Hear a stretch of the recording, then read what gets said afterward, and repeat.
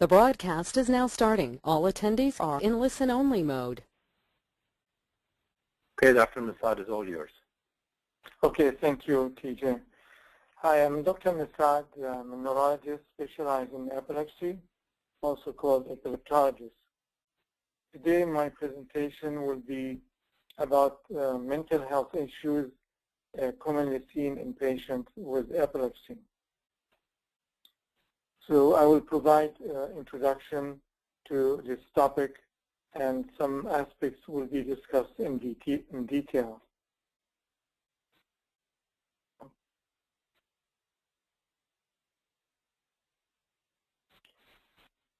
Before I start, I just want to mention that historically, epilepsy has been considered a mental health illness over the past centuries, and that's probably due to the fact that no available treatment was used in the past, so the patient were having a lot of seizures, and this led to major psychiatric problems.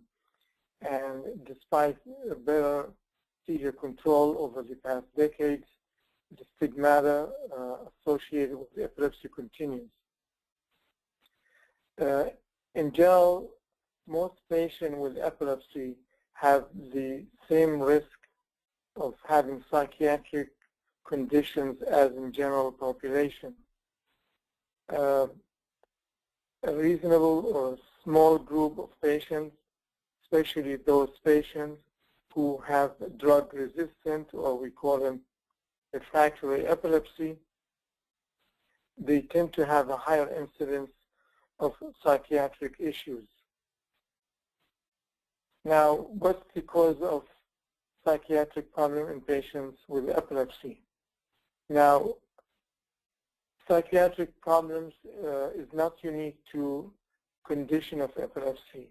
It's seen in many chronic diseases. In fact, it's seen also in patients who do not have a brain or CNS disease, such as diabetes or rheumatoid arthritis.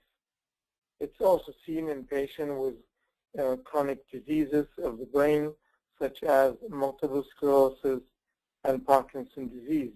So there's something about the chronicity of the illness that contributes to the rise of psychiatric problem, possibly due to psychiatric or psychological triggers. Now, the mechanism of the psychiatric problem in patients with epilepsy has been studied, or people try to have theory about it. Now, as we know, depression sometimes is called as there's a chemical imbalance. For example, there is perhaps excessive presence of some neurotransmitters, such as dopamine, or lack of certain neurotransmitters. So the antidepressant supposedly would help to restore this balance. The same thing can be applied to patients with seizures or epilepsy. As you probably know, epilepsy means or implies that there is at least 2 unprovoked seizures. Seizure usually is a limited process, has a beginning and end, can last 1 to 2 minutes. And it's most likely caused by an electrical imbalance. That means either there is an excessive excitatory mechanism or decrease or lack of inhibitory mechanism, and that can cause the seizure. Now, the epilepsy itself, especially on partial or focal epilepsy, we assume that there's area of the brain that's causing the seizure, there's irritability, and there's dysfunction. And between the seizures, there's a chemical imbalance that once in a while triggers the actual electrical seizure. That chemical imbalance can probably also contribute to psychiatric conditions such as depression in patients with epilepsy. Now, the causes of psychiatric problem in patients with epilepsy can vary. For example, if the cause of the seizures in the patient is trauma, such as motor vehicle accidents or prior brain tumor with or without surgery, or brain infection, such as meningitis or encephalitis, these pathologies can cause psychiatric problem by themselves, even in the absence of epilepsy. So the patient who have epilepsy due to these conditions can have, for example, depression because of the fact that the cause of their seizure include trauma, tumor, and encephalitis. Now, other mechanism for the psychiatric problem is the localization of the seizure focus or the epileptogenic focus. Most commonly, temporal lobe is epilepsy associated with psychiatric problem, probably because the temporal lobe is the area that's responsible for regulation of mood and emotions. To some extent, also, the frontal lobe can contribute to psychiatric conditions. Now, if the seizures, as I mentioned earlier, are not controlled, or a patient have frequent generalized tonic-clonic seizure, or also called grand mal seizure, there's increased risk of psychiatric problem, probably because larger area eventually will be involved in the brain and increases the chance of having, for example, depression. Having more frequent seizure cannot be also helpful for the brain to continue its normal function. Sometimes, unfortunately, medications used for seizures or epilepsy can have negative effect on mood and emotion. We'll be discussing these drugs in details later on. It is also important to know that not only medication used for epilepsy can cause or contribute to mood problem in patients with epilepsy. It could be medication for other medical conditions, such as beta blockers or blood pressure control can cause depression. Other major factor in triggering or contributing to psychiatric problem in patients with epilepsy is the lack of social support, such as family support or extended family support.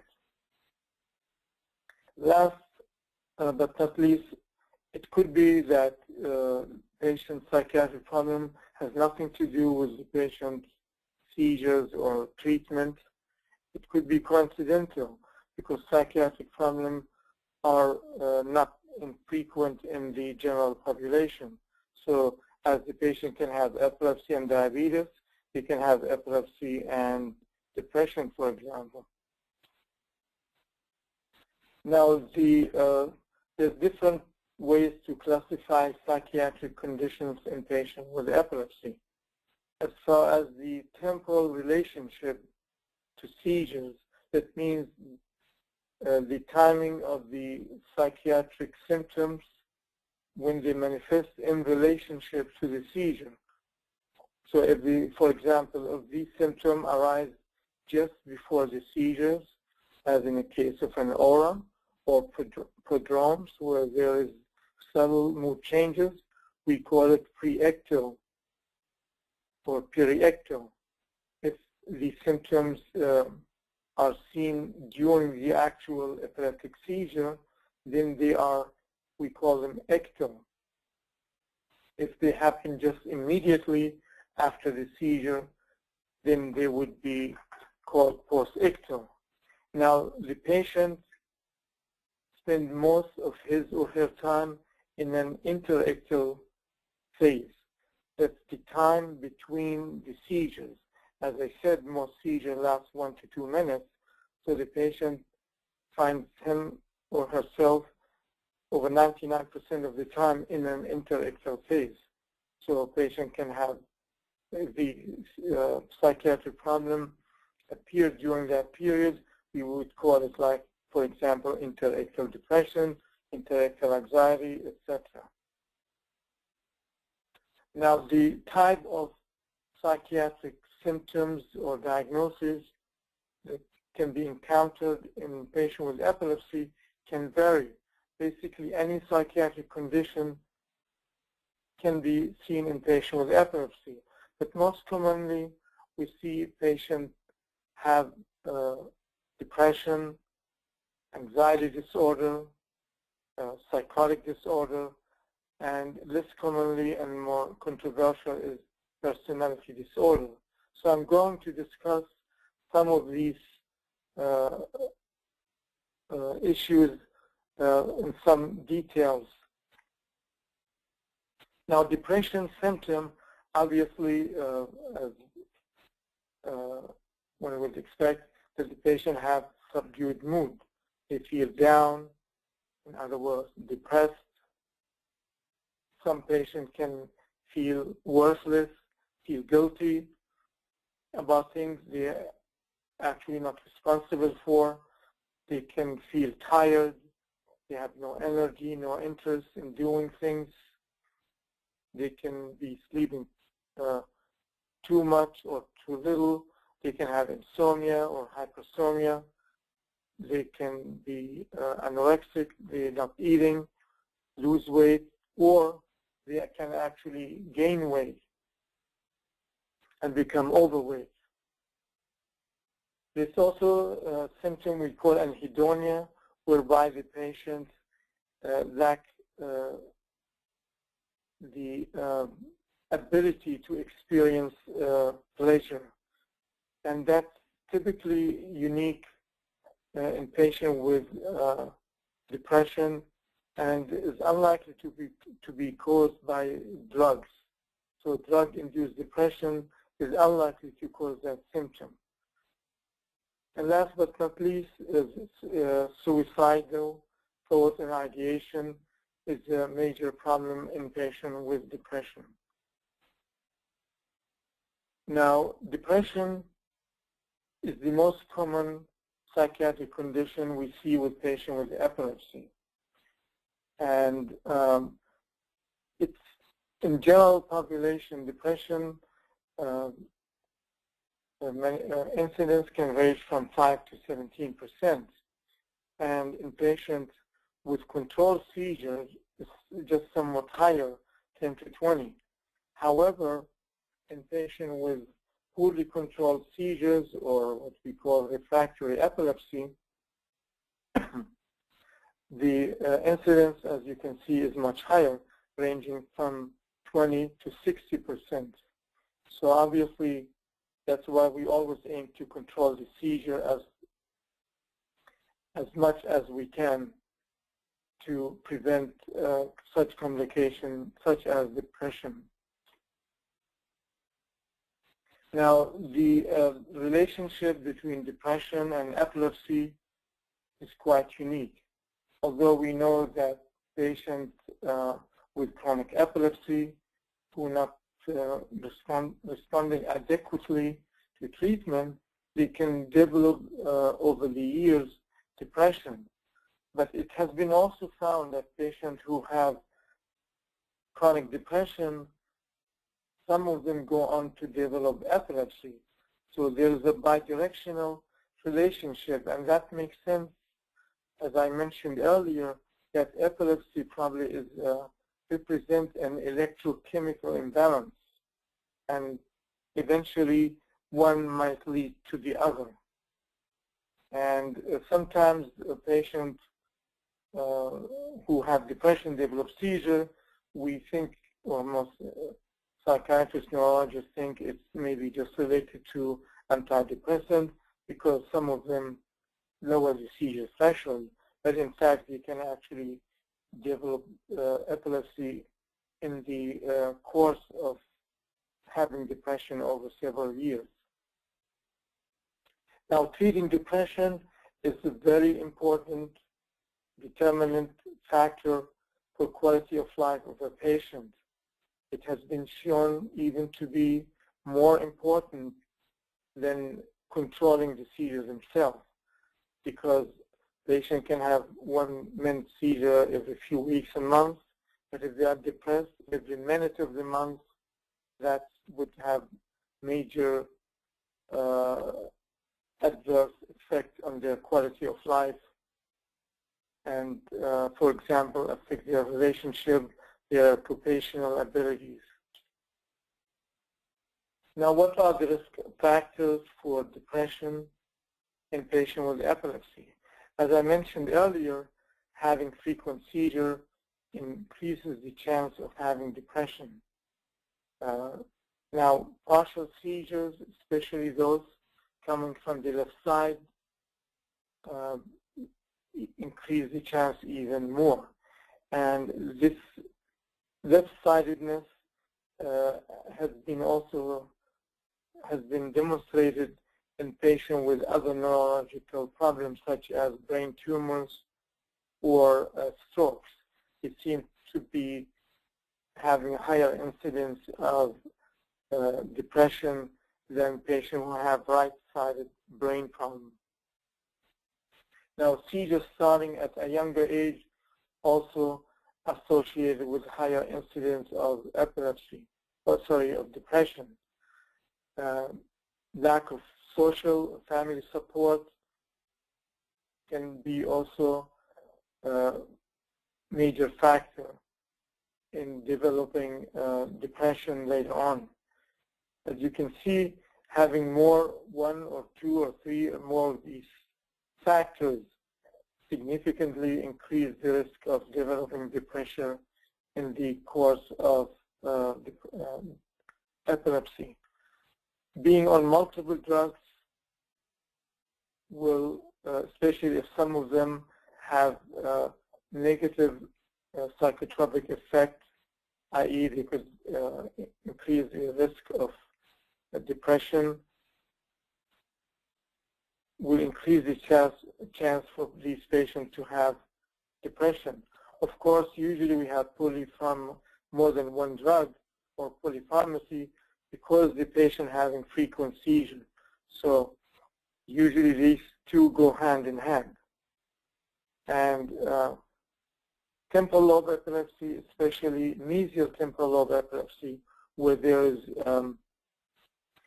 scarring tissue changes in the medial aspect of the temporal lobe, can increase the risk of depression. And this type, again, of abnormality increase the chance of having frequent seizures and being drug resistant and taking many and being on many seizure medications. So again, some of these factors go on hand in hand. Now, mood disorders. There are different kind of mood disorders. The one we usually see and everybody know is major depression or major depressive disorder. It has certain symptoms and criteria. Usually, we follow the guideline of the American Psychiatric Association, which we call DSM-4 or 5, Diagnostic and Statistical Manual. It lists what symptoms the patient should have as a criteria over what period of time to be diagnosed with certain diagnoses. Does not apply only for depression, but also for other psychiatric conditions. The second time we call it dysthymia. Dysthymia is also kind of depression, but it tends to be more chronic, basically most of the time, but less severe. The third type is interictal dysphoric disorder, where the patient exhibits sudden change in his or her mood. It can last from a few minutes to a few hours, start abruptly, start suddenly, and end abruptly. Now, as I have mentioned before, depression tends to be more common in patients with temporal lobe epilepsy, or especially those with drug-resistant epilepsy. Now, most patients with epilepsy and depression do not have typical or the symptom or the criteria that we typically see in patients with depression or bipolar disorder. Many patients have atypical presentation. For example, I rarely see patients who have epilepsy and depression feeling guilty and worthless. Usually they feel subdued, they feel down, lack of energy, they sleep too much and too little. So that's what makes the diagnosis or a formal diagnosis more difficult. Again, depending on the timing of the depression symptom in relation to the seizure, so we can have pre-ictal depression, for example, ictal depression during the actual seizure, or just after, or in between. And obviously, having depression and seizure will significantly increase the risk of suicide. Now, as we said, many patients with epilepsy and depression, they don't fulfill all the criteria provided by the American Psychiatric Association. What complicates things even more, that some patients don't complain or do not report their symptoms to their primary care physician or neurologist or epileptologist. So, that makes it difficult even for the physician, especially if he or she does not inquire or ask the patient specifically about symptoms of depression. So if the patient does not report the symptoms and the doctor does not ask about it, of course, treatment becomes very unlikely.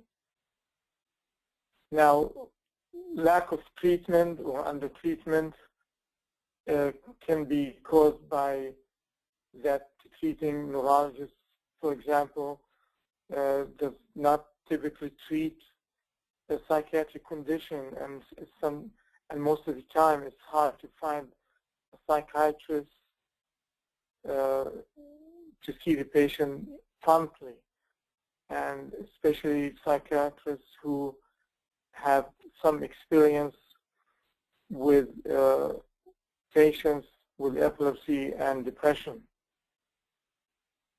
Also, many psychiatrists worry about prescribing antidepressants, for example, because they are worrying about maybe making the patient's seizure worse. So they are very hesitant. And last but not least, many patients, they are reluctant to be taking more medication or having additional diagnosis, having epilepsy on top of that, depression, so they are very reluctant. And that's all, as you can see, can lead to under-treatment of depression. Now, the suicide risk in patients with epilepsy can double or more, up to 12%. And children and adolescents, the symptoms can be somewhat different. They can be more irritable and not necessarily withdrawn and appearing depressed. There's also increased risk of suicidality during and actually after the seizure, post-ictally. And this is even more problematic in patients who have drug-resistant temporal lobe epilepsy. Now, because what I just mentioned, that the patient don't report their depression symptoms and the doctor doesn't ask about these symptoms, about 40% of patients never receive treatment for depression. Now, our goal is always to control seizures, obviously, using whatever is necessary, whether it's medical or surgical intervention. And because controlling the seizure can help prevent some complications such as depression. Now, ideally, we would like to treat the patient with epilepsy with one drug, but that's not always possible. So we always like to use the one drug, the smallest amount, the best for the patient's seizure type, their gender, and coexisting other medical conditions.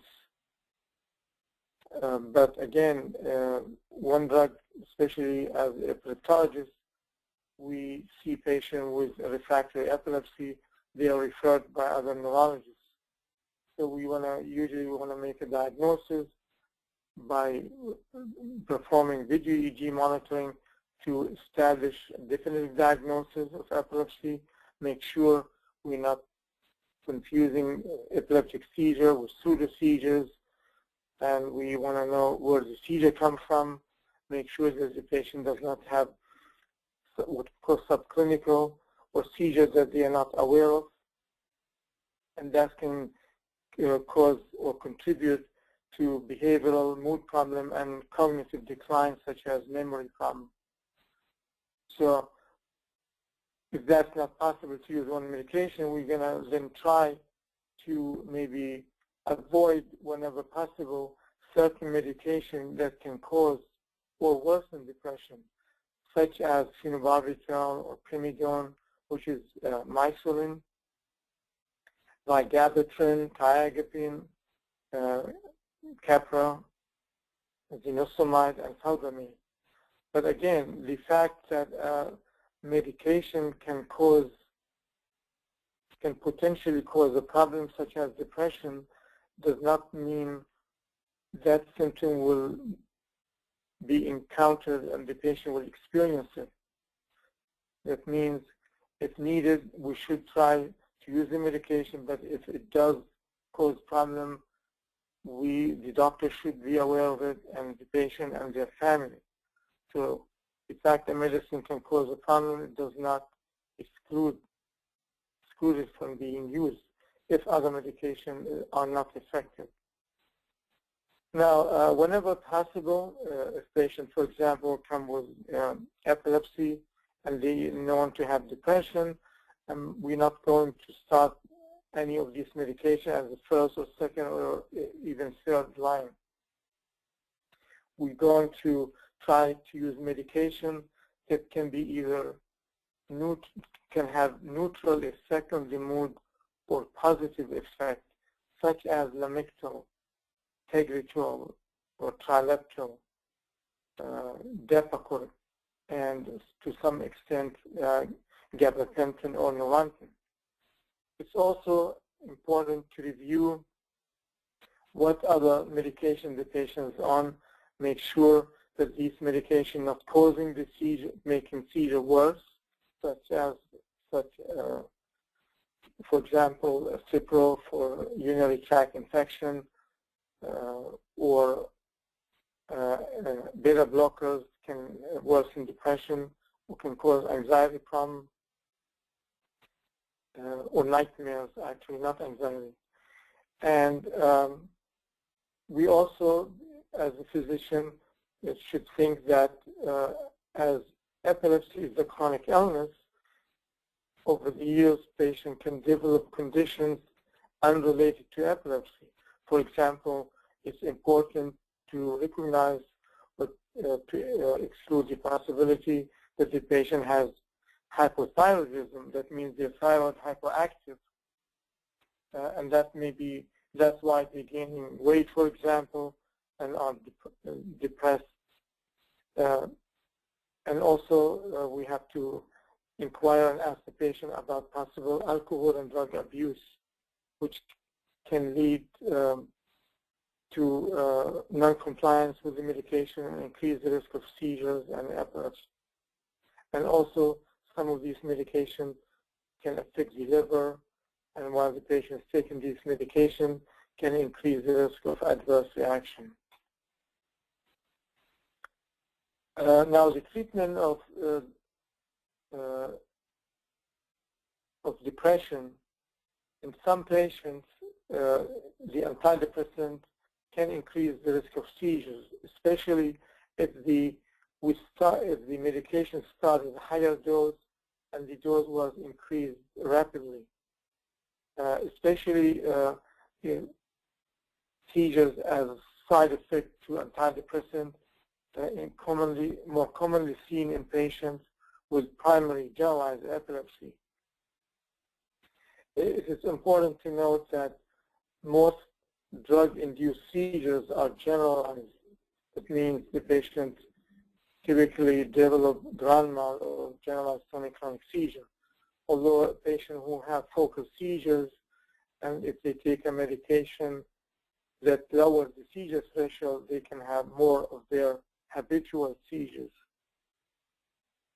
Now, there are certain antidepressants that are avoided whenever possible because they increase the risk of depression.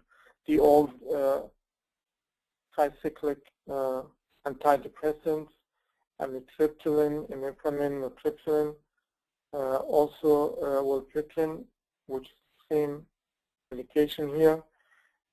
These medication can definitely increase the risk of seizures. So usually it's used if nothing else works for the patient with epilepsy and depression. Other antidepressants that are less likely to worsen depression is SSRIs, or selective serotonin reuptake inhibitors. These medications, many probably patients with epilepsy familiar with Celexa, Lexapro, Paxil, Zoloft, etc. So all of these medications can be tried if needed in patients with epilepsy and depression. In addition to medication, there's other non-pharmacological technique can be used, what we call cognitive behavioral therapy, or CBT, whereby the patient with the psychologist or the therapist can work up on a plan to set goals to, over a period of time, to have patients, the way they think about things to be changed, basically, or simply implying that instead of having negative thoughts, try to gradually change that to positive thoughts. Other technique, which is well known for a long time, is psychotherapy, and the last modality is ECT, which is electroconvulsive therapy. It's a technique used for patients who have drug-resistant depression. In these cases, inducing a seizure by applying electrical current to the head on one side can improve patients' depression. Now, because in that case we want to induce seizure, the patient usually is asked not to take their morning medication. Of course, the irony here is the patient has epilepsy, and to relieve their depression, we're inducing seizures to treat their depression. It's not contraindicated. That means it can be safely used. The second group of major psychiatric problem in patients with epilepsy is anxiety. Now, most commonly, we see generalized anxiety, which means the patient has a fear or anxiety that's general, not specific against an object or situation. But some patients can have sudden, severe fear with autonomic symptoms such as tachycardia, sweating, etc. In that case, they would probably suffer from panic attack. The third group that's common is obsessive compulsive disorder, and the fourth one, phobia, whereby there is anxiety directed or caused by a specific object or situation. Now, general anxiety means that the patient have excessive, they worry about many things, they worry about the seizures, the situation, beyond what would one expect. They become restless, tired, irritable, they have difficulty focusing, they might complain about memory problem and sleep problem. Now, similar to the case of depression, depending on the timing of this anxiety to the seizure, it could be during the seizure. We call it fear, whereby the seizure manifests itself as a fear or a panic attack, but in fact is a seizure with EEG changes coming most commonly from the temporal lobe or frontal lobe. And anxiety in patients with epilepsy, sometimes it happens without any specific cause, but the fact that the seizure is unpredictable, that makes it even worse. The lack of social support and certain medication. Again, these medications, Lamictal, for example, is good as a mood elevator, but if patients have anxiety or panic attack, it can actually worsen their condition. Other medication can cause or worsen anxiety, including felbamate, vigabatrin, Topamax. Sometimes withdrawal of a medication can cause anxiety or rebound anxiety, including benzodiazepine, such as Valium, Klonopin, or Xanax, or Phenobarb. And in some cases, the antidepressant medication can have a paradoxical reaction causing anxiety disorder or symptoms. Now, the treatment of anxiety, sometimes the same medication used for depression are helpful for patients with anxiety. And that's fortunate because many patients with depression also have anxiety. So we can use the medication I mentioned before, like Zoloft, Lexapro, Celexa, etc. But sometimes we have to use benzodiazepine, especially acutely when the patient is symptomatic. So we have to use Klonopin, for example, or Xanax. Buspar is used for anxiety, but it can worsen seizures. So whenever possible, this medicine should be avoided. Again, non-pharmacological options are available, including counseling, psychotherapy, and cognitive behavioral therapy that I mentioned earlier for the treatment of depression. Panic attack happens when the patient has sudden fear, they feel they're losing control, they're about to die, they feel lightheaded, shaky, tremulous, they have trouble breathing. Many of them can have chest pain, palpitation, sweating, feel like choking, and they can experience phenomenon. They feel like they are out of this world or out of their body. Now again, sometimes panic attack, if it's atypical, lasting 1 to 2 minutes, here one should think of an epileptic seizure as a cause of that panic attack. So the treatment would be maybe to adjust the anti-epileptic drugs and not to add more medication to treat the panic attack. And we can see here we use the similar medication, Zoloft, Paxil, Klonopin, and Xanax. Obsessive compulsive disorder in patients with epilepsy is less frequent, but we see it.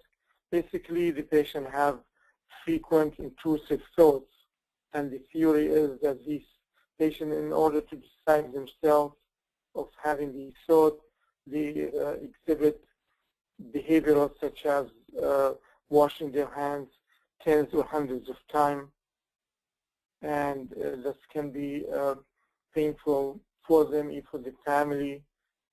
So again, here is mostly use non-pharmacological treatment, but sometimes antidepressants or even some anti-convulsive medications such as Tegretol and oxcarbazepine or Trileptal can be helpful. Another group of anxiety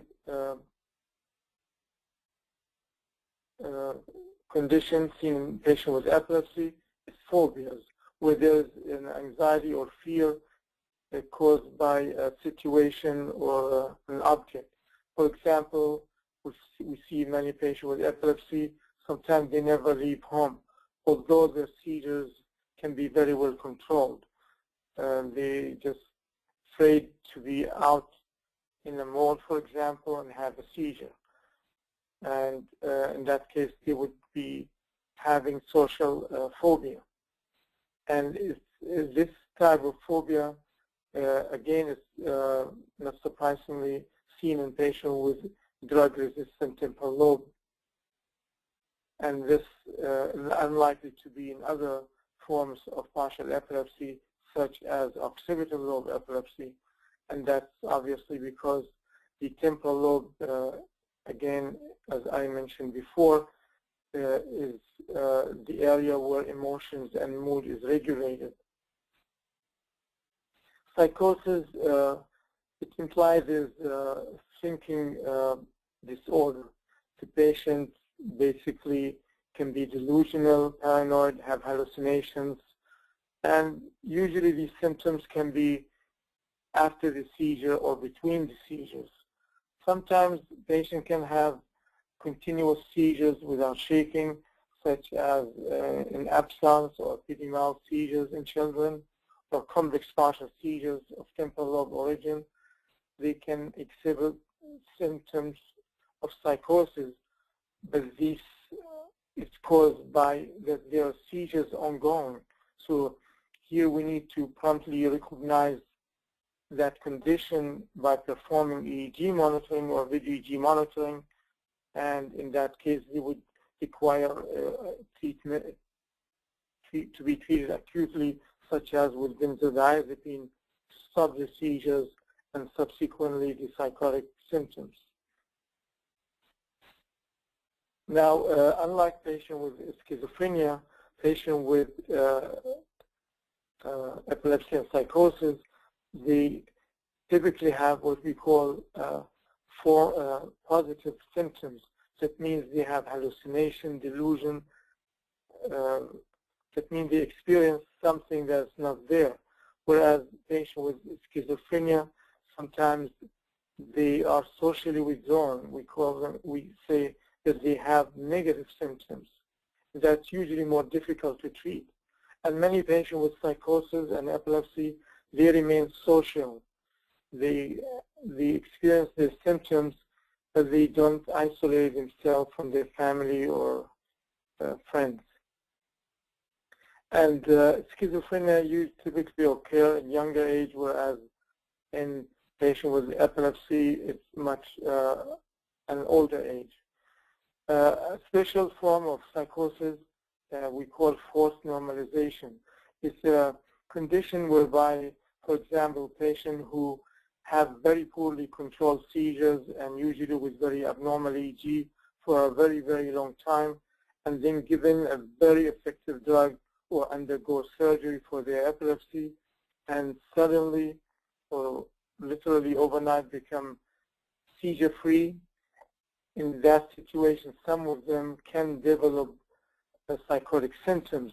Basically, they have abnormal waves and seizure for a long time, and that abnormal state became basically normal for them, and then when they improve, that means no seizures and improve EEG, that situation is new for them and basically temporarily would be abnormal for them, and they some can develop psychotic symptoms, and this usually temporary. And after the postictal psychosis, we see quite often. There are risk factors for it. If there's a family history of psychosis or depression, if they have multifocal epilepsy, meaning seizure coming from different areas of the brain, right and left, could be frontal and temporal, and patients who are not responding to medication.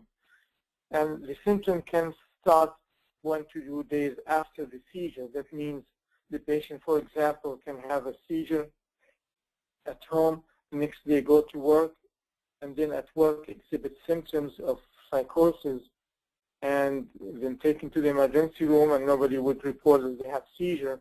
This can be confused with other psychiatric condition, and its relationship with epilepsy can be missed. And the treatment of psychosis, obviously, to use antipsychotic medication, plus treating the seizures themselves. And we prefer to use a newer generation of medication, since the older generation of antipsychotic drugs, such as Haldol, can increase the risk of seizures. So, for example, using Geodon or Seroquel has been shown to be effective in patients with psychosis and epilepsy. Again, similar to other psychiatric conditions, psychotherapy and ECT or electroconvulsive therapy can be used. Personality disorder is the last group we're going to discuss today. It's controversial and rare. There are different studies showing opposite results. However, patients with temporal lobe epilepsy sometimes exhibit personality of being obsessed with details.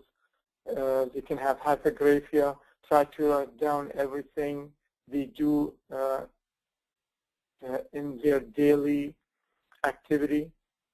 And but again, this condition is controversial.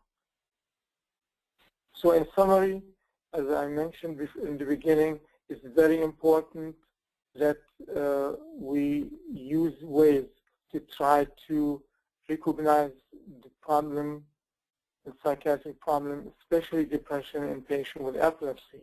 So we need to ask the patient about these symptoms. Patient should try to tell us. That's what I call ask-tell approach. We need to ask them, and would be helpful if the patient tells us. But that's not always possible to think about it all the time. That's why in our group, every visit with a new patient, a new first time or a follow-up visit, we give the patient a form to fill out.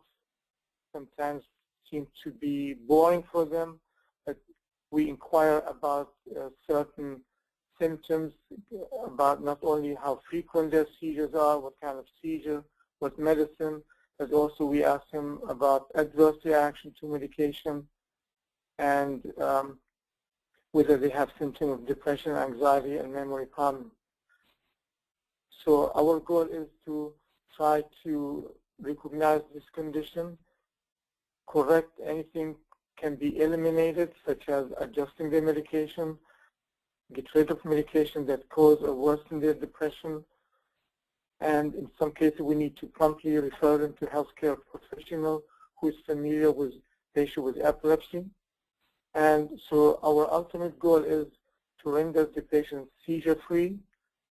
At the same time, they can have their optimal quality of life and well-being. I hope you learned something from this presentation, and look forward for any comments or questions. Again, this is Dr. Mesad. Thank you.